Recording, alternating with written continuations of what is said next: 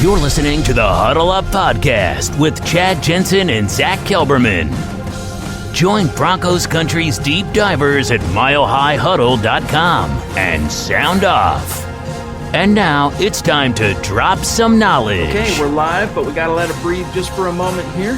Bring up our Facebook community, get everybody plugged in and under the same roof. Give us just a moment here, gang. And we are good. Welcome in, everybody, to the Huddle Up Podcast, presented, as always, by Mile High Huddle and powered by Overtime Media. I'm your host, Chad Jensen. With me, as always, my partner in crime. You know him. You love him. He is Zack Kelberman. By the way, Zack, I'll talk about this more later, but good job today on episode 3 of Kelberman's Corner. That was some good stuff. You and Kim love that content. But, hey, dude, first thing off the cuff, Aaron Rodgers now 1-4 in NFC title games. I kind of had a feeling, as I mentioned last week, that Brady was going to go into Lambeau and win. But what's your takeaway to Tom Brady now heading to his 10th career Super Bowl? Brady went into Lambeau and got carried by his defense and carried by the referees. Like every other major game, it seems like in his career, Chad. He got bailed out. It was a ticky-tack call in the end. I think it was holding, but I don't think you throw the flag in that crucial of a moment. I don't like when the referees decide a game. This was the NFC title game. I'll eat a little crow because I thought the Buccaneers would be good but not great with Brady. I thought they'd be like a 9-10 win team. They're going to the Super Bowl. I think if Kansas City does get there, which it's looking like, I do think they'll take down the Buccaneers. I will say I'm happy for Shaq Barrett, though. I mean, this guy was a monster today. He's been a monster since being in Tampa Bay pretty much. I'm happy for him, and it's still a travesty to me, Chad, that he was stuck on the Broncos behind Shane Ray, of all people. They didn't know what they had in Shaq Barrett. I'm glad he's blossoming now, and he's going to get paid with a capital P this offseason. Oh, yeah, especially if by some chance the Bucs go on to win it all. You know, he might get the Von Miller treatment in terms of that big payday. But, you know, look, the thing with Shaq, you got to remember, is he was an undrafted rookie playing behind one former number 2 overall pick, a perennial All-Pro, and a very recent first-round pick in Shane Ray. And so, you know, I think that if it's one of those things where for some players a change of scenery actually can have some kind of a spark, some kind of a positive effect. In most cases, I don't think that's true. In Shaq's case, that was what he needed. He needed to get out from Von's shadow. He needed to get out from just the whole Denver Broncos thing and blaze his own trail. So good for him. But Zack, what do you make of the fact that Aaron Rodgers, who, you know, his first trip to the NFC title game in 2010, he wins it, ends up going all the way, wins the Super Bowl. But since then, 4 trips to the title game, has now lost every one. I've always felt for a long time that Rodgers is a little bit overrated. Not a lot overrated, a little bit overrated. Doesn't mean he's not a great quarterback. Doesn't mean he's probably not destined for the Hall of Fame. But when the chips are down, I mean, this is the type of situation where you find a way, make a way. And he didn't get as great of a contribution from his supporting cast as Tom Brady arguably did today. But your thoughts on Rodgers? Tom Brady also has the much better supporting cast. I mean, Aaron Rodgers has a great receiver in Devontae Adams, a good running back in Aaron Jones, but that Bucs offense, including their offensive line, is just, I think, playing a lot better right now. And the coaching, Chad. And I like Matt LaFleur a lot. I really do think he's one of the best young coaches in the NFL, but he coached scared in today's game. He came up small when he didn't come up big. So Aaron Rodgers, his downfall, he's one of the best to ever do it. Do I think he's better than Brady? No. Do I think he's the greatest of all time? No. Is he a future Hall of Famer? Yes. But the reason he's been losing in the playoffs more so has to do with his coaching and his supporting cast. And today, it was like Mike McCarthy was back there in Green Bay. Matt LaFleur, I get them mixed up now because they're both coaches. Yeah, there's 2 of them. Yeah, so LaFleur, I mean, I think he failed Rodgers, he failed the Packers, and it was questionable play calling, but taking a field goal when it's an 8-point game in the fourth quarter in a title game, when you coach not to lose, Chad, we saw this with Fangio and Shermer, when you coach not to lose, you tend to lose. That's what I was going to say is I feel you that especially in a championship game like this, you don't want the refs deciding a game, and I say that with quotes because, in my opinion, it was LaFleur who decided that game when he chose to kick that field goal instead of just going for broke. I mean, at that key moment in time, all the chips were down. Like this was for all the marbles, and you decided that's a perfect phrase, Zack. He coached not to lose. And what did it do? Just ask John Fox. John Fox will tell you a little something about coaching not to lose. But guys, we have so much to get to tonight. starting with the recent rumors with Matthew Stafford, who has the Lions have officially agreed to allow him to seek a trade. And so we're going to get into that. We've also picked up some other rumors in terms of the Broncos being tied to this as a possibility. And then also some rumored trade packages. In other words, what it would cost, what it would take to acquire one Matthew Stafford from the Lions. But first, we do have to say thank you to the presenting sponsor of tonight's show, Manscaped. Gang, got to listen up here. Look, 2020, it's in the books. All right.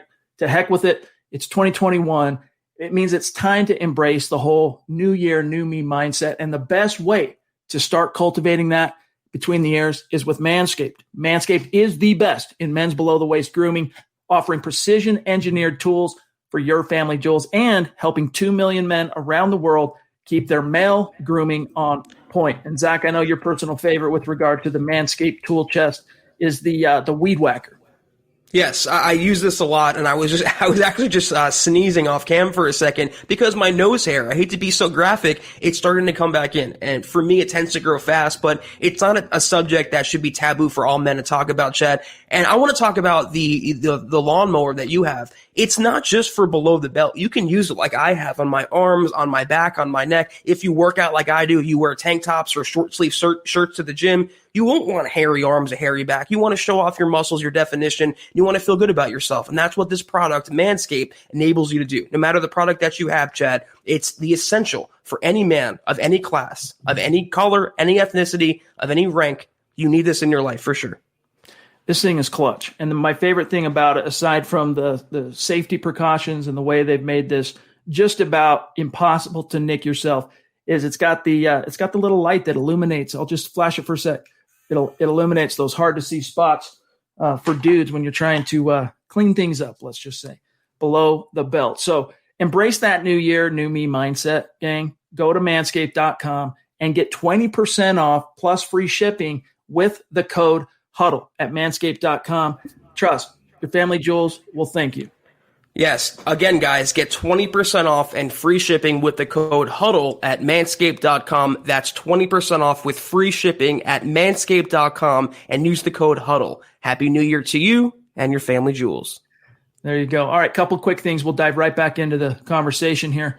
And by the way, gang, if you see me looking off camera just a little bit, I'm just keeping an eye on the broadcast of the AFC title game. Follow the podcast on Twitter at HuddleUpPod, the main account at Mile High Huddle. Two great ways to keep the conversation going outside of these 1 hour streams that Zach and I do with you 4 times a week. You can keep the conversation going on Twitter with us. Also follow Zach individually on his account at Kelberman NFL, myself at Chad and Jensen. And then, of course, our producer, as you know him, Buona Beast, but on Twitter, it's at John K.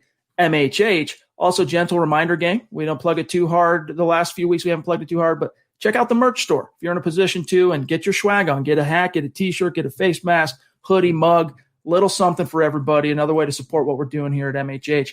And then also on Facebook, those of you with us now on Facebook, if you scroll to the very bottom where you would type in your chat on your phone, you'll see a green icon. If you click that, you can become an official supporter. And by becoming a supporter, you're supporting the cause, right? You're supporting the brand, but you're also getting access to Kelberman's Corner plus a bunch of other content we have coming down the pike, including some draft content, some free agency stuff that we are going to be producing for our Facebook supporting community. So just go to the page, facebook.com/Mile High Huddle. Big blue button there says become a supporter. Click that. You're in like Flynn, and you'll be able to jump on Kelberman's Corner, episode 4, next Sunday with Zach and Kim Becker. And if you're not in a position to do those things, gang, all good. We're just happy to have you with us for real. Like, we appreciate you being with us. We do ask that you do these 3 things. It's within the power of everyone listening, viewing right now. Number 1, subscribe. Number 2, like this video. Super helpful. I mean, if you're watching this right now, like it on YouTube, like it on Facebook. You have no idea how much that helps us. And then number 3 is the litmus test. If we're doing a good job for you, share it out there. Help us continue to grow and reach new like-minded Broncos fans just like you. This is the Overtime Podcast Network. All right, Zach, I know this was the impromptu topic of your Kelberman's Corner show today. And so I don't want to spoil that too much, but that's, that water is under the bridge. Matthew Stafford convince the Detroit Lions and the new regime there to allow him to seek a trade. So he's going to be 33 soon. I think his contract, it's something to the effect of $43 million. I can pull it up, but over the next 2 years, a lot of fans are pining for this. We'll talk about Broncos being tied. We'll talk about some of the rumored trade packages, but off the cuff, what was your gut reaction to the news of Matthew Stafford officially being made available? I'm saving this tweet. It's in my drafts right now. I'm going to fire it off after the AFC title game for maximum eyes, but the 49ers are a Matt Stafford away from winning a title. The Colts are a Matt Stafford away from winning the title. And not coincidentally, those two teams are the odds-on favorites to land Matt Stafford. The Broncos are not a Matt Stafford away from winning a title, Chad. And we actually talked about this before Kelberman's Corner today, and I like what you said. Why go back down this beaten path? The Broncos have multiple times with veteran quarterbacks trying to catch lightning in a bottle, and I feel like that would be the exact same scenario, if not worse, because you're investing draft capital. They want a first-round pick and other players and assets that we'll talk about. You have to pay. You're on the hook for a salary. You mentioned $23 and $20 million. That's a franchise quarterback salary when you're paying a franchise quarterback money in Von Miller already. And we've said this about Deshaun Watson, but it also applies to Stafford. You bring him aboard. You say goodbye to Von Miller. You possibly say goodbye to Justin Simmons. You possibly say goodbye to Shelby Harris. It's one versus maintaining the core of your team. And again, I just don't think George Paton, if this was 2022 and he had a year in office already, I can see him making this move. If he was for sure dead set, I'm moving on from Drew Lock. But the comments he's made and the way he's worked in his history with the Vikings would lead me to believe it's going to be the status quo with Fangio, Shermer, and Drew Lock. To bring in Matt Stafford goes against his ideals, Chad, giving away draft picks, not being reckless, being aggressive, being involved in every deal, but not making every deal. And Ken made a good point with the Deshaun Watson, Kelberman's Corner, that every time a quarterback becomes available, Broncos fans want to jump on him because of the last 5 years. I understand that, but we have to be realistic as well. The draft capital, the contract, what it would do to Drew Lock, because if he's coming in Stafford, Lock's bye-bye. Do you want to jump ship on what's still the unknown for the known in Matt Stafford? And the known in Matt Stafford, Chad, is not that mind-blowing. He's not Deshaun Watson. He's had zero playoff success. He's never done much in Detroit. He's as inconsistent as the Lock haters paint Drew to be. He's turnover prone. I just don't think this is the route the Broncos have to go after failing on Osweiler, after failing on Case Keenum, after failing on Joe Flacco. They had a modicum of success with Drew Lock in 2019 with the right circumstances, no injuries, and the proper coaching. You need to harness that, which I believe is what George Paton wants to do. He referenced them being a sleeping giant. And I'll say again, would they be a sleeping giant? Would he have made that comment if he did not believe in Lock? Would he have made these comments that he's made if he wanted to move on from Lock and acquire a quarterback who's going to be 33 in a few weeks at $23 million in Matt Stafford? That's my take on it. Let's grab this super from Eric Baird. Appreciate that, my friend. He says, and appreciate that generosity. He says, Stafford over his first 10 years in the NFL ranks second in yards, third in touchdowns, third in completions, first in game-winning drives, 17th in interception. He's underrated and wasting away in Detroit, just like Barry did. Now, Zach, listen, there's an argument to be made that if you want to find a team that knows how to waste the prime years of a Pro Bowl / All-Pro / Hall of Fame caliber guy, in the case of Barry Sanders, send him to Detroit, right? They know how to do that. I get it that the organization has been inept for basically as long as I can remember. There's been a couple of flashes where they were decent, but it's pretty much the Cleveland Browns just in a different city. And I get that Stafford gets painted with that brush, but at the same time, all right, you can look at his stats. Yes, fastest quarterback ever to get to 45,000 passing yards. Where is it coming out in the wash? That's my concern, right? Because what do we say about a franchise quarterback, all right? A true bona fide franchise guy is the tide that raises all ships. If he was that guy, look at Peyton, for example. 2011, Broncos win 8 games. Solid 8-8, go to the playoffs, win a game, whatever. By virtue of Peyton Manning's presence, everyone on that roster played better. They end up winning, 13? I think they went 13-3, if I'm not mistaken, that year. That was a tide, Peyton, that raises all ships. Zach, if I was convinced that Stafford would be that tide, I'd say go get him. Give up the number 9 overall pick. Give up whatever you got to do. Go get him. even at 33 years old. But Zach, I am far from convinced of that. It's a slippery slope, Broncos fan. Don't convince yourself to go down that same path, trying to make excuses for why Case Keenum's going to work in Denver, trying to make excuses about Joe Flacco. We've been down that road.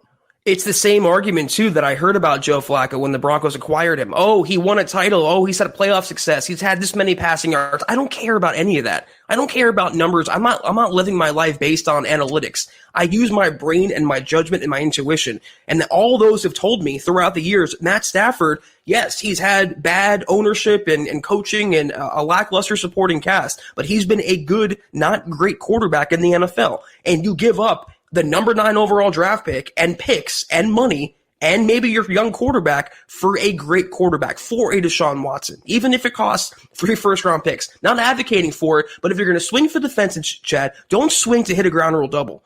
Swing to hit a grand slam. And I just don't think Matt Stafford, is he going to bring you a title in 2 to 3 years? Because that's his window. He's 33. He's dealt with injuries over the course of his career. 33 years old, he has 2 to 3 years of high-level play left in the tank, let's say. Is he going to bring you a title in those 2 to 3 years? And if he doesn't, considering the investments, the money, and the draft picks, what do you do if he bombs? Just like Flacco, just like Keenum, you're back to square one. It's a young man's business. The Broncos have to take cues from other teams and invest in a young quarterback, develop their own quarterback, whether that's Locke or Zach Wilson or Trey Lance, I don't care. But to go down that road for a retread, to pick up someone else's leftovers and delude yourself into thinking you can win with them, I can't get on board with that. I thought we were past that, Chad. All right, so I want to get to this kind of rumored / speculated cost, what it would take to land Matthew Stafford. And by the way, John, my next closest super, and we got to start getting to some of these supers, is 633, and that's Mike Evans. So I'll tell you real quick, as far as who we need to get in there that we have not gotten to quite yet are the following: Joshua Shadow, Derek. We got actually that's it. So we're good. We're up to Mike. We're good. Zach, the cost especially. I mean, if it was Matthew Stafford for a 2nd or 3rd round pick, even I'd be a little bit more amenable to it. But that's not what it's going to take, according to the Buzz. All right, and the Buzz, starting with this article that Nick Kendall wrote today after listening to the Draft Dudes and the Kyle Krabs and Joe Marino over there at the Draft Network. They are speculating, all right, and this is with good cause. This is educated speculation. Detroit, the conversation starts with a 1st-round pick, all right? So it starts there. What they expect is that it's going to be a 1st-rounder plus a 2nd-rounder probably, and a player, whether that's Drew Lock, Deshaun Hamilton. In their case, they speculated it would take Zach a 1, Drew Lock, Deshaun Hamilton, and a 2nd. Now, if you're going to make the call to go get Stafford, by that, make Drew Lock a part of that trade. As far as I'm concerned, I couldn't care less at that point, right, because if you bring Stafford in, Drew Lock is done and dead. Exactly. Yeah. Stick a fork in him. He's done. You might as, if you can get something for him or include him in the trade, at least give him a fresh shot somewhere else. But to me, a 1st-round pick, I mean, look, I get it. Like, they talk here about him being, a top 12 in terms of like just raw talent, arm talent, all that quarterback in the league. I'm not convinced of that. I think he was at a certain point in his career. I think you go from like 2011 through 2015-ish. He was that guy. I'm not convinced he's that guy anymore, Zach. I'm not either. And they're really asking about Deshaun Hamilton, Chad. I mean, what value does he have? I mean, you say informed, but like if you watch Deshaun Hamilton's film, they don't ask for a better receiver. You think they'd ask for KJ Hamler or Tim Patrick. So I don't know about that, throwing him in there. But that's too much in itself. Giving up your young quarterback and a 2nd-round pick, let's say, and a 1st-round pick. It's not just any 1st-round pick. It's what I mentioned on KK earlier today, Chad. It's the number 9 overall draft pick. You're giving up a top 10 draft pick for 33-year-old Matt Stafford, who as recently as week 16 was battling 3 different injuries. That's what you're going to give up for? You're going to throw in the towel on your young quarterback who went 4-1 in 2019, who showed flashes last year, by the way, being hamstrung by injuries and being hamstrung by his coaching. Way too rich for my blood, Chad. I'm out of that. I give up maybe a 2nd-round pick for him because you're taking on the contract as well. You're doing the Lions a favor Almost like the Osweiler trade from Houston. You're taking on his salary and giving a pickup on top of that. This is the Overtime Podcast Network. Let's grab Joshua Shadow, who was there with us today for Kelberman's Corner. Appreciate you subscribing, becoming a Facebook supporter, my friend. Really means a lot. Plus, he was showing us love in the stream with some stars, and here he is on Super Chat. So, Joshua, appreciate you, dog. He says, I'll catch this after this game. It sucks the Broncos aren't in this game, but one day, and sooner than you'd think, we'll be there again. Maybe so, my friend. Let me grab our friend Mike. Everyone knows Mike Evans. Always brings the good topics, good questions, good insights. Mike, love you, buddy. He says, has watching the playoff teams, your view of what the Broncos need to do in the offseason. Has it changed my view? Not so much. Has it augmented my view of one issue in particular? Yes. And this ties into Stafford. So it's still a nice segue here, Mike. Thank you. The other thing that would give me pause, about going out and getting a Matthew Stafford is the coaching staff. I'm not convinced this is the right coaches to lead this team to the promised land. Now, if this was the Huddle Up podcast covering the San Francisco 49ers, I would probably also be a lot more amenable to the idea of going out and getting a Stafford, because you plug him in with Kyle Shanahan and you're off to the races. You really are. Like, the world's your oyster. With Vic Fangio, with Pat Shurmur. And look, I'm willing to give Pat Shurmur not so much a pass, but like the benefit of the doubt, considering all the different outliers from last year with the offseason, the preseason, and the injury to Locke and all the injuries as far as Cortland. I'm willing to at least give him that benefit of the doubt. But what last year did for me, Zach, is it really did make me question the quality of offensive coordinator, the quality of tactician, play caller, all that stuff that Pat Shurmur is. So I'm not convinced that if you're going to give up a first-round pick in a second and you're young quarterback in Drew Lock and maybe a wideout or something, that you're going to get the right return out of it with this coaching staff. It could just turn into Detroit in the Rockies. Very, very well said. And Mike, first of all, great question as always. Chad, second of all, you 1,000% stole my answer from me. It's cemented. It didn't change any view I had, but it cemented how I felt about coaching and quarterbacking in the NFL. And we talked about it to open the show tonight, Chad. LaFleur in Green Bay was gifted a future first ballot Hall of Fame quarterback. They lost today, not because of that quarterback, but because the coaching came up small. So it just cemented to me that no matter who's under center for the Broncos, and this is why I don't want them to sell the farm for Deshaun Watson or give up a number 9 overall pick for Matt Stafford, because they have Pat Shurmur still. You're going to bring aboard Deshaun Watson, the top 5 guy in his prime, and saddle him with Pat Shurmur, whose game is stuck in 2005. Right there with you, Chad, 1,000,000,000%. That's what cemented it for me watching these playoff games. The best teams and the team that's going to win the title this year has the best coaching. George Vandermark, bona fide superstar. Good to see you, brother. He says, I don't want Deshaun Watson or Stafford. We need to build the defense, and let Drew Lock get a normal offseason and another year to be the guy. Hashtag Denver Broncos for life. Yes. Hashtag Manscaped. We got a convert here. We got a true believer on Manscaped. Code Huddle. Appreciate you, Gio.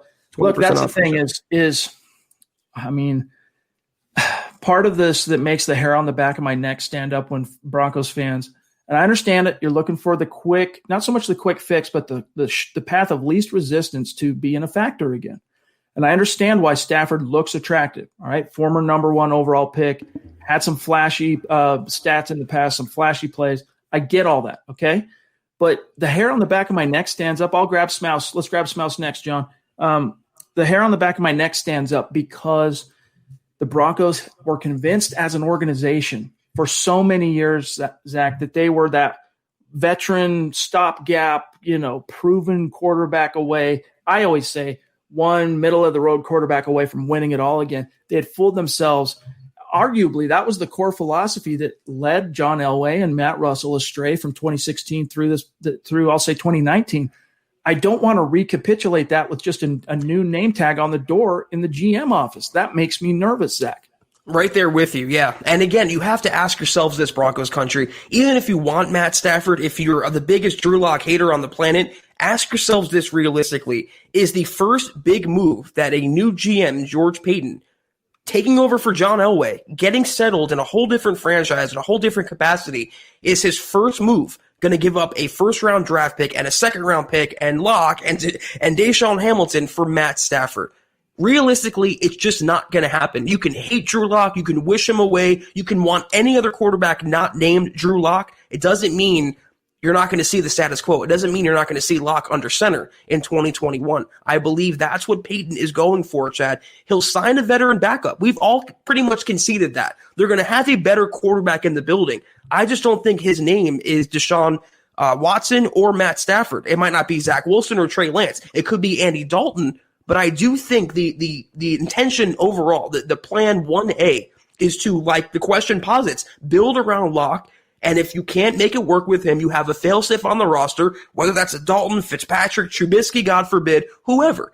But to sell the farm and to give up on Locke and to rearrange the whole future of the team for someone like Matt Stafford at 33, realistically makes no sense.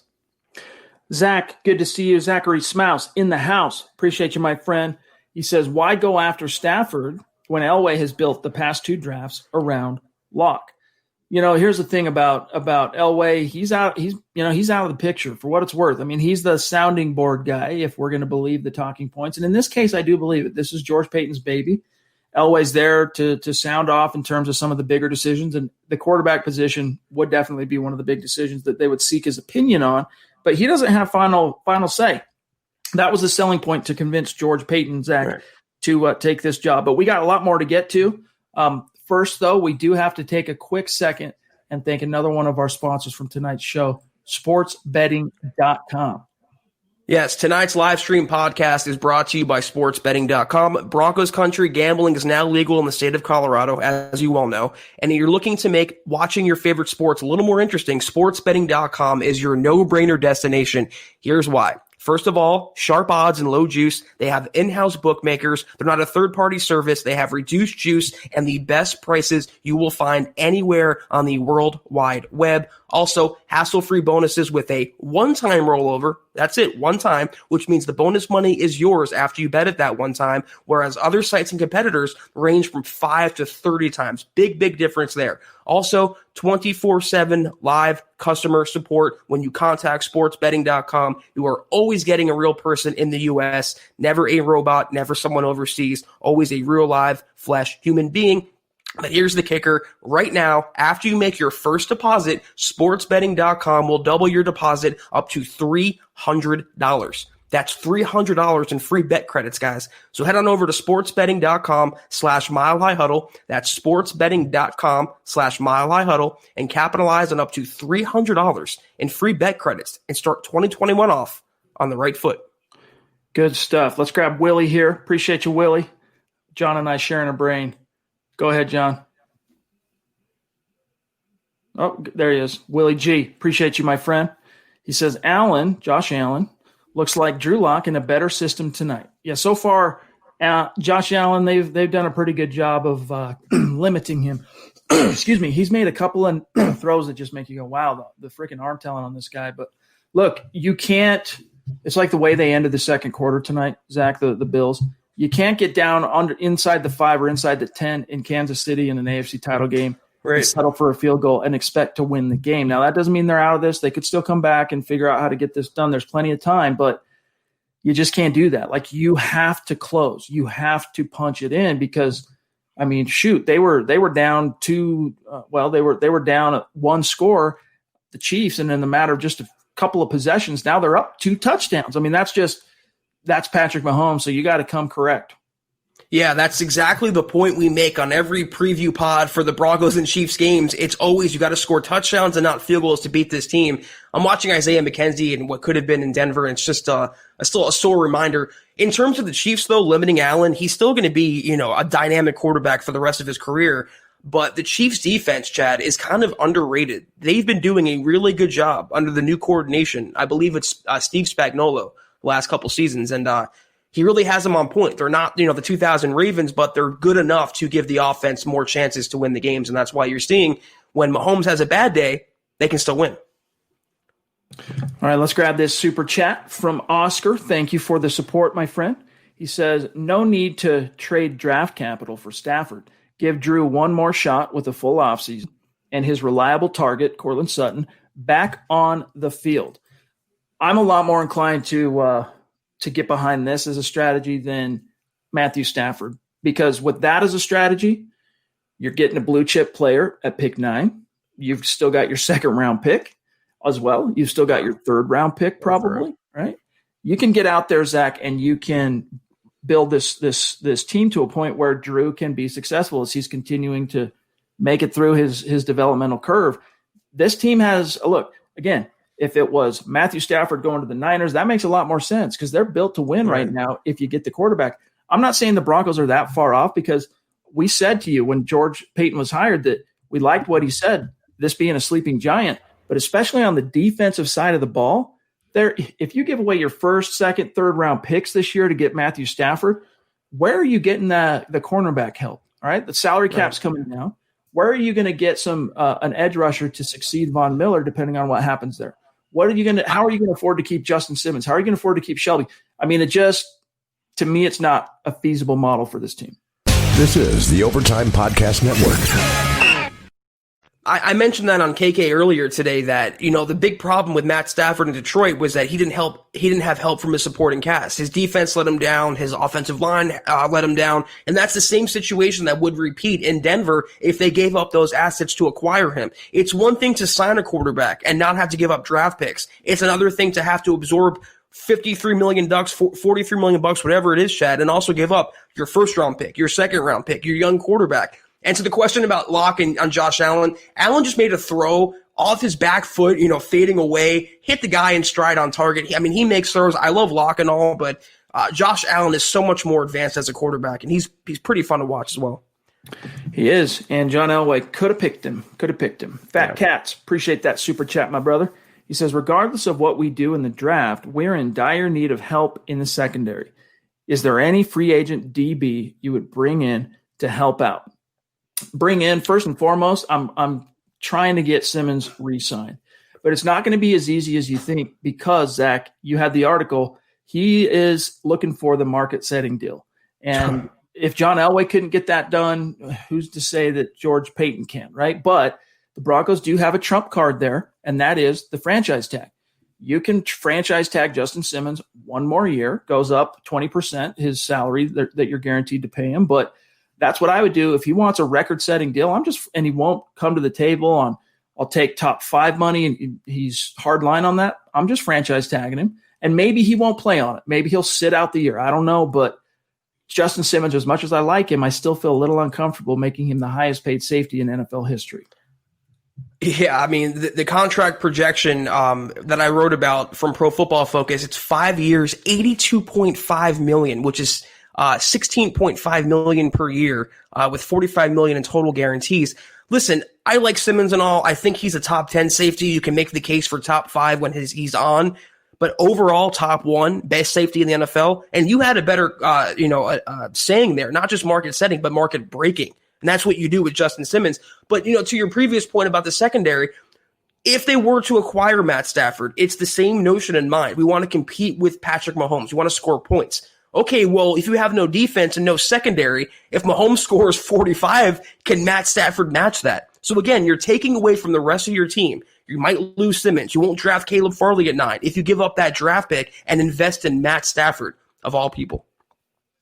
All right, so we went over this on Thursday night, but a lot of times, different guys, different people, different listeners pop in and out. So to satisfy that super chat, we'll give you a quick rundown of some of the corner talent because the Broncos have the safety horses right now to keep it going, depending on what happens with Simmons. They can hold on to Kareem for his contract year. The cornerback position is the desperate need. You got Patrick Peterson if you want to spend a ton of money. You got Richard Sherman, DJ Hayden, Josh Norman, Jason McCourty, Brian Poole, Mackenzie Alexander. There are a few names that are intriguing, but to me, even Bashad Breeland, who I think is an intriguing player, he's only 29.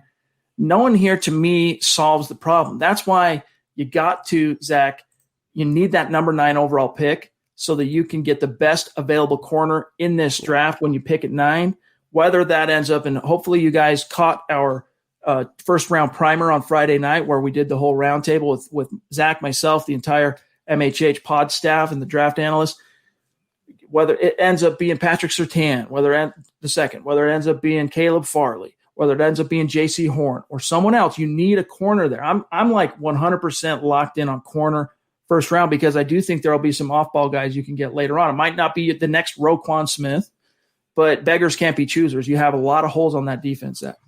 Yeah, and I saw a comment here that mentions CC says a lot of good slot corners, Mike Hilton, Poole, Alexander. They don't need a slot cornerback, though. You know, Bryce Callahan healthy, God willing, for next season, he is your slot corner. But I don't believe Ojemudia is ready to be a number one on the outside. You're going to lose AJ Bouye. I think he's going to be cut. You need boundary corners, perimeter corners. I can't remember the outlet or the article or the author that mentioned the Broncos signed Chidobe Awuzie. Promise me and trust me on this. You don't want Awuzie on the Broncos. You don't want that investment. I'm with Chad. Save the money. Get the young guy with the higher upside. To me, I'm with you, Chad. As much as I love Micah Parsons, if Farley's on the board at 9, I think I'm running that draft card virtually up to Roger Goodell's hands. I'm saying goodbye to AJ Bouye and his 2-game suspension. He'll have to continue to, well, I should say his 6-game suspension, 2 games of which he still has left to serve. Bye-bye. I'm taking that $14 million and I'm doing something else. Maybe I do go get a corner or someone else in free agency to supplement, but I'm going, oh man, they didn't punch it in, dude. The Bills just got in the red zone again. Couldn't get there. Isaac Mitchell. Appreciate the super, my friend. He says, Kellen Mond, who is the Texas A&M quarterback, day 3, Kellen Mond, day 3, and a cheap veteran backup. Start Luck. You know, Kellen Mond, I know Eric Trickle's talked a lot about Kellen Mond as having some developmental chops, as some upside there, but he is super, super raw. Would take time. I'm more about, in that scenario, look, go get your veteran, go get your Andy Dalton or someone like that to just be your fail-safe, a proven, legit fail-safe, not a, franchise caliber guy or a guy who's, like Matthew Stafford, Matt Ryan, or Deshaun Watson, only because of the cost. That scares the live. I've not seen that pay dividends yet for any NFL team that has given up the farm to get one of those quarterbacks. It's just, I haven't seen it happen, so I'm very, very reticent. Instead, go get that guy. Let Brett Rippon kind of compete with him. Right. Brett Rippon, your fail-safe's fail-safe, and just restock the shelves. It's one more year on Drew. And if it doesn't work with Drew, that means it probably didn't work with Vic. Peyton can start from scratch this time next year. Yeah, I'm inclined to agree with you. For the third quarterback, it's a developmental guy, a young guy with upside. If not Mond, then I'm perfectly fine giving Brett Rippon the opportunity. Cheap veteran backup, that's kind of an oxymoron, though, because any veteran you're going to sign, unless it's a 1-year prove-it deal, it's going to cost you about $5 or $6 or $8 million a year, but that's a lot more palatable than absorbing Matt Stafford's $43 million. So I'm right there with the sentiment, Chad. Roll with Locke, have a better backup on the roster, whether if it's a Fitzpatrick or an Andy Dalton. That way, if Locke goes down, you have another quarterback you can turn to. And then you know for a fact the Locke era was a bust, it was a fail, and George Payton, when the Payton era officially begins next year, he can go make his team the way he wants it, from the coaching to the quarterbacking.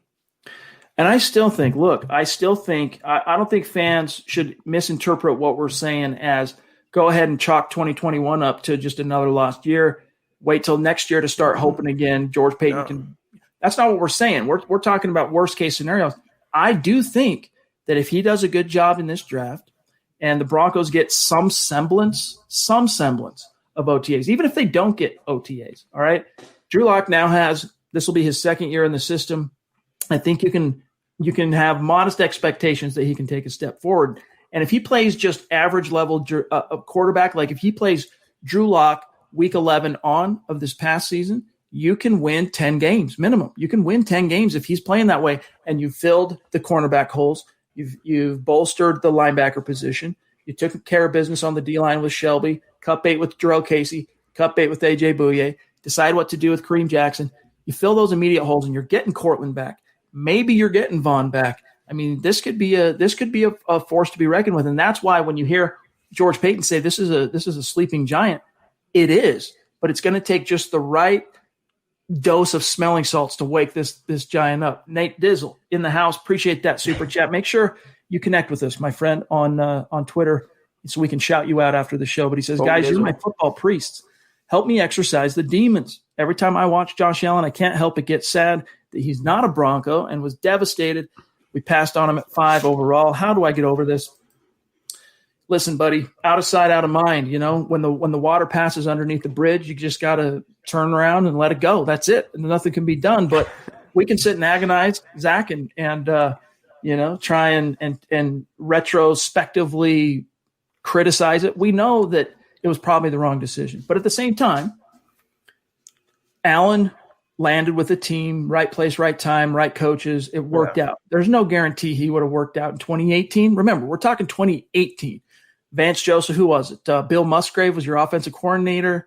That's probably a lost year, and Vance still gets fired. And then Vic comes in and gets hired and brings in Skangs still probably with Elway's strong arming. Thank you for the stars, Mark. There's no guarantee it would have worked out better with Josh, but I still get what you're saying, and we definitely understand that quarterback envy. But that sentiment, though, is why Broncos country is so desperate to get a quarterback no matter who's available, Chad. And you hit on it. We're not believers in coincidence. He went where he belongs. He went where he was meant to go. And it was a rocky couple years, but he has the right coaching that he can thrive under. Brian Daboll can out-coach Pat Shurmur in his sleep. So that's just a better situation for him. It wasn't like the Broncos got, chopped liver. They got Bradley Chubb, who's a Pro Bowler. He's going to have a terrific career. It's not like they got a bust at number 5 overall. But to make you feel better about it, the expression misery loves company is true. Chad, there's a lot of teams out there, not just the Broncos, that are sad about passing over Josh Allen. So it'll be okay. Man, the Chiefs did something to activate Tyreek Hill, dude, because he has dominated the last 2 series, and Chiefs are going to walk away with this one. Yeah. Orange Crush on Twitter. Appreciate that. He's talking about the compensation that we're hearing about being speculation for Stafford. We can go on. No one will know. Well, it's not just speculation. There has been some core reporting out there. Tom Pelissero starts with a first-round pick. We know that. Now, you're right in terms of throwing in Drew, throwing in Deshaun, throwing in a 2 and a 3. But we know that the conversation starts with a first-round pick. And if you're a team like the Broncos holding a top 10 pick, it becomes a much more prohibitive move to give that up, because it's not just a first-round pick. Every first-round pick, every draft pick should be cherished, but every first-round pick is cherished. But if you're a team sitting there in the 20s, late 20s, it's a lot easier to say, all right, we still got our second-round pick. Let's give it up. Top 10, I mean, that's the bluest of the blue chip prospects you still have within striking distance. And it's not all speculation either, because George Paton has said himself his philosophy about building around the draft and stockpiling draft picks and not being reckless. He has told you, without saying it word for word, verbatim, we're going to be looking into every deal. We're going to be aggressive, but I think we're okay with the players that we have, especially Locke being under center. If we deem an upgrade is out there, we will go make a play for him. But especially Peyton knowing Stafford from his days in Minnesota, watching Detroit twice a year, I just don't think this is the move he's going to make in his inaugural month in the Broncos' highest office, Chad. It's unrealistic to me. Muhammad, MHH male model in the house. Good to see you, brother. And he was also there with us today for Kelberman's Corner. So appreciate you, my dog. Yes. He says, I can't believe Tom Brady is going to the Super Bowl. I hope the Chiefs lose. Hashtag rock stars. Hey, we hope the Chiefs lose too, my friend, but we're sitting here at 3.5 minutes left in the third. And they Chiefs are up 24-15. Did they just score? Yeah. Mine must be behind. So. Underhand shovel to Travis Kelce. Just a brilliant play call. They're going to the Super Bowl, boys. Yeah. So let's root for the Meteor, though, Chad. It's Brady versus Mahomes. Let's root for the Meteor a couple Sundays from now. There you go. Mr. Boggins, appreciate you, bro. Longtime listener, bona fide superstar. He says, can't wait for the Chiefs to win again, so maybe George Paton would go, ooh, I want that play calling, please. Bye, Fangio. Hi, Bieniemy. Hashtag wishful thinking. Yeah, it's still just a stunner to me that Bieniemy didn't land one of those jobs. Like, I get it that if there's some owners out there that have doubts about him because he's not the play caller in Kansas City, but I'm still surprised that one of those teams didn't say, look, we want some of that Chiefs juice. We want some of that. He knows the model. He's been, he's inside the belly of the beast, and we'll see. But you might be right, Boggins. I mean, if things don't go well in 2021 for the Denver Broncos, you might see George Paton rolling out the Bolin family checkbook and bring him Eric Bieniemy here, because if, heaven forbid, the Chiefs end up repeating as world champs, there's Bieniemy's the bloom might start becoming a little too much to deny for Eric Bieniemy to get that job. And we've seen it all the time. You see it happen in sports all the time. I mean, where'd Terry Fontenot go? He ended up going in the same division, right? He went to the Atlanta Falcons. Now, he's the GM, but he went from the New Orleans Saints to the Falcons. Look at the Broncos. How many coordinators have AFC West teams scalped from Denver? I mean, Dennis Allen, head coach of the Raiders. Jack Del Rio, head coach of the Raiders. That's just two. Wouldn't surprise me to see Bieniemy end up in Denver at some point, depending on how 2021 shakes out for the Broncos. First of all, Atlanta's building a monster. I love what they're doing. They have Fontenot as GM, Arthur Smith as head coach, and they brought Dean Pease out of retirement, Chad, to be the defensive coordinator. So that turnaround in Atlanta can be pretty fast. In terms of Bieniemy, it is a joke, and it makes it worse when you have guys like Dan Campbell getting head coaching jobs. I mean, that's pretty low. I don't know what his trajectory is to be a coach in the NFL. I know he wants to be and he just deserves to be, but next year, if the Broncos say bye-bye to Fangio, which is a possibility, if not a probability, Brian Daboll is the name to consider here. The very guy you're watching in this Kansas City Chiefs game, the mastermind behind the Bills' offense, they have to go younger and they have to go offensive-minded. If Fangio's not the guy next year, Daboll could very well be. See, I'm looking at this graphic right now on the TV broadcast, and they're showing 8 for 160 on Hill, 11 for 101, and a score for Travis Kelce. You know, the best teams, their best players show up in crunch time. In the biggest games, that's who shows up. And I hate to say that the Chiefs, that's just the Chiefs right now. Dan Martin on Facebook, appreciate you being with us tonight, Dan. He says, no way I'm giving Locke and draft picks. He'll want money, talking about Stafford, and has two at most 4 years left. I like Stafford. He's great. Deshaun Watson is good, not Stafford good, but a better runner and younger. Locke with the healthy team could get it done. Could. I don't know about I would take Watson all day long and twice on Sunday. Yeah, you lost me there. Over Stafford, but we still feel you. Like, this team, if you put Deshaun Watson here and the Broncos are bereft of a first-round pick plus other premium round picks for the next 3 years, you think this team suddenly goes from 5-11 to 11-5? I don't think so. I think he moves the needle, but I don't think he moves it to the extent that justifies the haul. Right. And Deshaun Watson craps all over Matt Stafford. I mean, it's not even close. So I agree with the premise there. Save the money, build around Locke, save the draft picks, but it's no comparison, Chad. It's one stratosphere and another comparing Watson and Stafford as quarterbacks. I was actually surprised because I didn't really do the research that I ultimately did on Stafford until I knew, right, that he was going to be made available. Once that happened, I went out and I did my research. It surprised me that in his 12 NFL seasons, he's had some prolific statistical years, especially back when Megatron was still playing. 1 Pro Bowl. 1. That surprised me, dude. I mean, Derek Carr has, 3, maybe 4 now. Andy Dalton has 3. Right.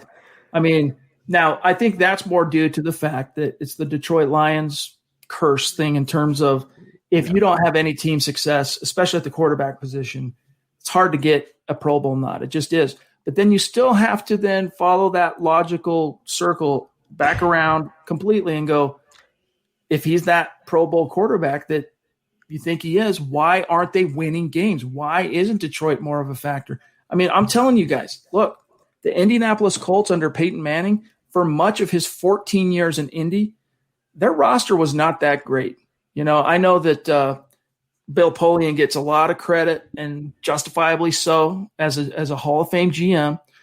Most of his Hall of Fame works that he did as a front office czar, frankly, it was done in Buffalo in a previous decade.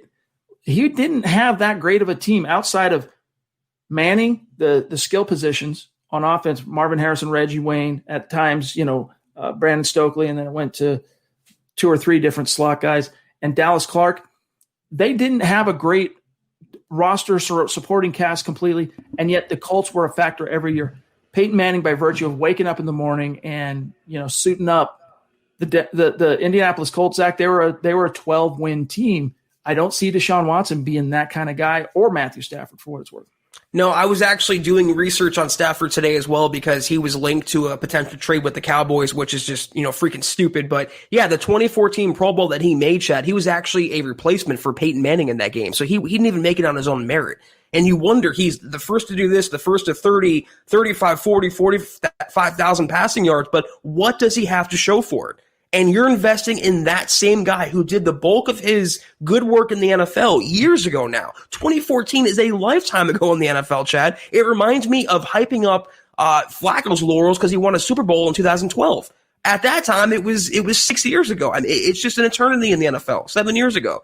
So I don't want to hear about what he did. I want to hear about what he can do in Denver. And what he can do in Denver is not any better, I believe, than a healthy Drew Lock with a better supporting cast and better coaching. That's the hill I'm willing to die on. All right, we're at about 50 minutes here. And, John, as I grab BG, the stream just jumped me on Sendy and Don, if it's possible to grab Sendy and Don. If not, we can do it the reverse engineered way. But, BG, appreciate you, my friend. Good to see you. Longtime listener, longtime superstar. He says, I'm not sure what I want them to do anymore, talking about the Broncos. Yeah, I get what you're saying, bro. I mean, look, it's just been one series of high hopes to be dashed and crashed against the rocks, the shoals, and then rinse, repeat, right? And I get that. You feel like battered wife syndrome at this point. You don't know which way is up. But listen, that's why you need George Payton to come in and do this thing the old-fashioned way. And he told you there will be no shortcuts. You know, he said that we're going to be a part of every deal. Doesn't mean we're going to make every deal, but it's all about building through the draft. And it might be a little bit longer process. It might not only might take more time, Zach, but it might still draw out some pain. But at the end of the day, you're going to be in a better position than trying to convince yourself that a 33-year-old Matt Stafford, who may still have some juice, he still may have some gas left in the tank, but he has proven, if he's proven anything in 12 years in the league, he has proven he is not that quarterback that raises all ships. Right? He has to step into the perfect scenario. Even the people that were advocating for him, Tom Pelissero, Ed Werder, they were saying, man, you give Matthew Stafford a running game, skill positions, and a great defense, you can win games. You can do that with 32 other quarterbacks too if you give him all of that, right? The true great quarterbacks are the ones that can cover holes, that can make up for imperfect rosters. And I'm just telling you guys, Stafford, as attractive as he is, as much as I like him, he ain't that. And where is all that winning been in Detroit, Chad? It's the same argument that we make for Deshaun Watson. As great as he is, which no one is denying, how many titles does he have? As much as Chatter Eyes. So, another thing about Stafford, I love pointing out hypocrisy and double standards. This is another thing. Drew Lock got knocked for his 2019 performance because he had Courtland Sutton bailing him out. Well, Matt Stafford had someone named Calvin Johnson, Megatron, bailing him out. That guy, Megatron, would beat quadruple coverage. You'd literally throw the ball, and 9 times out of 10, he would come down with it. So how many of those passing numbers and stats and marks that Stafford achieved has been because of Megatron, because of the weapons that he did have in Detroit?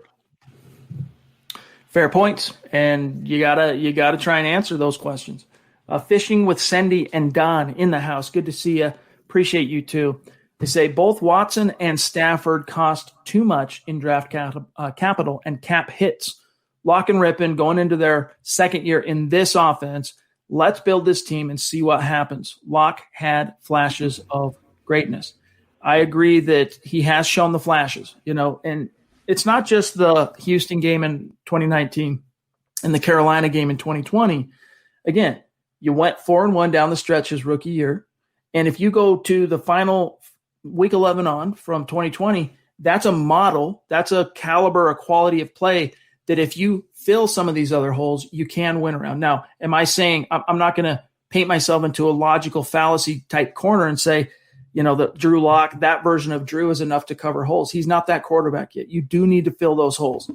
But along the way, the light bulb just might, as they're talking about here in terms of it's his second year in the system, all that, it might suddenly come on.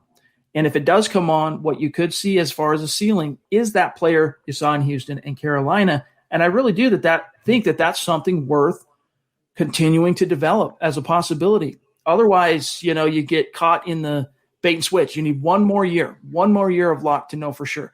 And I know, Zach, unfortunately, there's a lot of fans out there, and I feel you.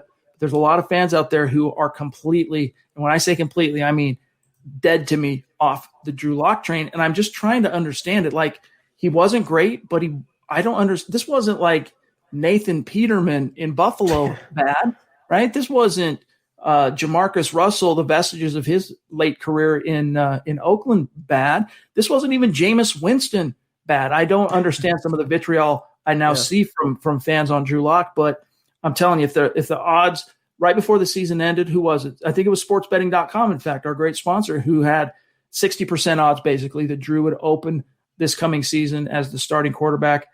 Honestly, I don't see those odds really changing, in my opinion, just because George Payton's now the guy. Yeah, that's about where I have it as well. More than likely, he will be the day one starter in Denver. And to my previous comment, I had it here. Willie points out a lot of Stafford stats are in garbage time too, blowouts. So it's hard to really identify how good Stafford has been on these dumpster fire of teams in Detroit. And let me just say, Chad, I agree with you what you said. We have to have the biggest Brett Rippon fan base of any podcast, any outlet. It's amazing that the Brett Rippon support that we get day in and day out. And it's sad because it's got to the point where when Brady threw another pick in today's game, I was thinking to myself, let's see what Brett Rippon can do. I mean, just as a facetious comment that Broncos country tends to make. So he'll be on the roster. I'd like to see what he can do. But for any Brett Rippon fans or fanatics thinking he's going to start next year, don't hold your breath. I want to grab this from our friend Jeremy Black Knight on YouTube, 232 on Twitch. He's 323. By the way, Jeremy, I'm sorry I didn't reach out to you yesterday. I ended up getting really caught up with some work stuff and some family stuff. So we'll circle back to that topic. I definitely still what you and I have been talking about. I want to pursue that. But Jeremy says, but here's the thing, Zach, why not just get Stafford now and let Locke learn from him? And then when Stafford hangs it up, let Locke take over the team. Here's the thing with that, Zach, and I'm going to send it over to you. If you bring in Matthew Stafford, he's got 2 years left on his deal. Drew's done, dude. You're going to extend Drew Lock if you're George Payton and you didn't see him in 2021 or 2022? No, it's over. That experiment is over. So if you think Matthew Stafford is worth that, then then that's I guess that's position. That's to use Zach's verbiage. That's the hill you're ready to die on. Well, first of all, Locke was included in that rumored trade package. So if they trade for Stafford, he might be on the Lions anyway. And like you said, this is akin to having Josh Rosen and the Cardinals drafting Kyler Murray. Psychologically and mentally, Drew Lock would be done in Denver. That is a signal that he's no longer the franchise guy, and we would rather sell part of, if not all of the farm for a 33-year-old Matt Stafford entering the back nine of his career. You can't have it both ways. It's Locke or Stafford next season. If they get Stafford, it means the Locke era is over. Todd wants to know on YouTube, what do you see with Locke? Like, what do you see in Locke? I'll tell you what I still like in Drew, all right? Potential. Is he, first of all, let me just talk intangibles just for a second. He has the leadership qualities I look for. He has the swagger. He has that confidence that brings spark and juice and lifts the guys around him. He has the enthusiasm for the game. I'm not quite as bullish on his football brain as I was this time last year. I have a little bit more doubts on that just because of some of the just mistake after mistake. As a rookie, again, we've credited Rich Scangarello and ex-quarterbacks coach T.C. McCartney for this. When Locke made a mistake, you never saw him do it again, not in his rookie year. Right. And yet in year two, you saw him do it over and over and over and over and over again. But one of the other things I liked is he's battled back and overcame adversity, which is, again, intangible trait from injuring his shoulder in week 2, coming back and being the youngest guy to win at Foxborough all time. That's a game that he has ungodly numbers and stats if his receivers can catch the ball, and the Broncos win that going away. They still won the game, but that's a game that they should have blown out the Patriots with Drew Lock back from his shoulder. Then he goes through the slump, right? But then he bounces back in the Miami game, and then he gets thrown. The NFL makes an example of him in week 12, makes the Broncos play without a quarterback. Pretty shameful type situation where if you're Drew, it's hard to bounce back from that, and yet he does. The Broncos don't win a lot of games down the stretch, but he still continues that trend of going upwards. But what do I see? Dude, look, as far as traits are concerned, Zach, what did George Payton say? Athletic, big arm, can move around. He's got the traits. You just need to refine and develop them. Yes. And I still think there's a chance, even this coaching staff, I do think there's a chance it can be done. I was thinking when you were talking a few minutes ago, it's a shame for Locke that if he does get one more year, if it's his do or die year, Chad, that his do-or-die year comes with Pat Shurmur. You would love to see what Locke could do with a different coordinator. I mean, you saw it with Scangarello, but maybe in his third year now, which is such a make or break. It's such a crucial year for young prospects, especially quarterbacks. You'd love to see what Locke can do with a more dynamic, creative coordinator than Pat Shurmur. But to answer the question, you hit on a lot of it. I see upside with Drew Lock. I see potential with Drew Lock. I still see a ceiling that he hasn't reached yet. And I'm all about, ceiling over floor. This is exactly why I want the Broncos not to hire a retread coach if or when they fire Vic Fangio. I want to gamble on the younger guy, the innovative guy. I want the same thing for a quarterback. We know what Stafford is in the NFL. He's 33 years old. He's been around the game for more than a decade now. I think he's maxed out his ceiling at this level. You cannot say the same about Locke or a quarterback in the draft. For example, if they go that route, which I don't think they will. But that's what I love about Drew, Chad. We haven't seen his best yet. We've seen his worst. We haven't seen what he could be at his highest. All right, Brandon Reagan. And by the way, Zach, we just crossed the 1 hour mark. So let's rapid fire our remaining superstars, and then we'll dip on out. But Brandon Reagan, thank you, my friend. If you're on Twitter, by the way, connect with us because I've looked for you a couple nights in a row to shout you out after the shows, and I can't find an obvious Brandon Reagan. So if you're on Twitter, connect. Make sure you let us know who you are, and we'll follow back. He says, "What would it take to get Jameis Winston in to compete with Locke?" Just curious because it might not be as much as Matt Stafford. It'll take some crab legs for one. A bunch of crab legs. It's true. Is he a free agent this year? I don't even know. I don't pay attention to Winston. Look, a couple $1,000,000, you can have him as your backup. I'm still more interested in going after an Andy Dalton type or a Ryan Fitzpatrick type that can be just enough of a threat to Drew Lock to push him and create some competition anxiety, but not so much that, he's coming in and completely taking over the locker room. Not to say that Jameis Winston would be that guy, but I wouldn't be completely opposed, to be honest with you, with Jameis Winston coming in and being that fail-safe. I just don't think the word safe and Jameis Winston, those aren't words that are typically associated with each other. So I think there are better options in that regard. Yeah, he's like an older Dwayne Haskins, and I don't want that in the Broncos locker room with a no-nonsense guy like Fangio, a no-nonsense guy like George Payton, and I don't want a quarterback who eats W's in the huddle, Chad. So there's better options out there. Give me Fitzpatrick. I see John. It's so distracting, John, when you eat W's on camera, but I'd rather have a Dalton or a Fitzpatrick, Jameis Winston, and why would he sign to Denver? If the offers are comparable, he's going to be Breeze's successor in New Orleans with Sean Payton. If I'm him, I'm staying put where I am. He's revived his career there, and I wouldn't go anywhere. All right, let me just tell you where we're at, John. We've got BG and David, and I've got them both, and then we're out of here. So that other BG that you have loaded up, we did grab him. BG, appreciate you, bro.